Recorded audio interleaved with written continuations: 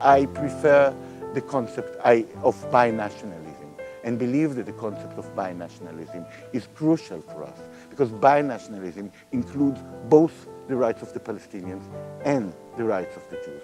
I do share most of the criticism of Israel, but I think that we have to discuss it in a very different way, and binationalism provides us with this issue. My question as an Israeli Jew is how can we define Israeli collective rights based on the recognition of Palestinian national rights?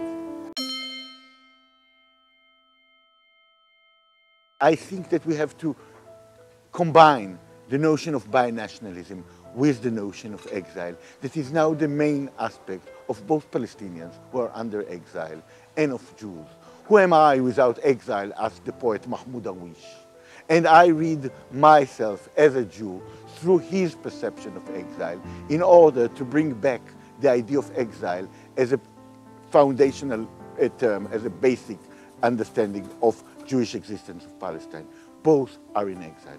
Because for Palestinians, to accept, to recognize the rights of the Jews as a nation is a compromise that should be done in order to share the country together. The only way to share the country together is this idea of common exile. Palestinians usually discuss about their attitude towards the land and say, we are the children of the land. Many Israelis are still using the word, the land belongs to us. This is maybe the difference. The logic of the nation state is the logic of the land belongs to us.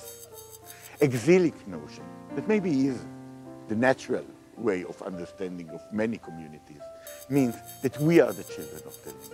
We are exiled in the land. The land does not belong to us. It brings us to an inclusive perceptions of belonging rather than the exclusionist perception of the logic of the nation state. That's where I find the idea of exile so crucial. It's crucial, first of all, in the local case of Palestine, but it may lead us to a much wider thinking of nation state and of belonging, both in Europe and in the Middle East.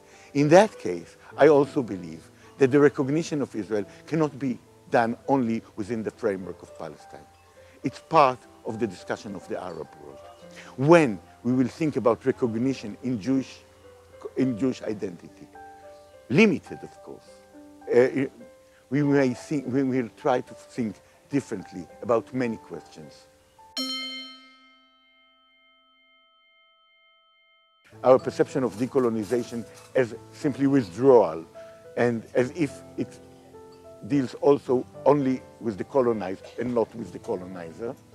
And in Palestine, you have decolonization is a process that includes both Jews and Palestinians. Decolonization does not simply mean withdrawal of Israelis, but it's a creation of a new process of both of them. That's why I see binationalism more as a process of decolonization than a solution. Because I don't like to speak in terms of solution, and I don't have any solution, any models. We naturally concentrate on the rights of the Palestinians, because the rights of the Palestinians are those that are constantly violated.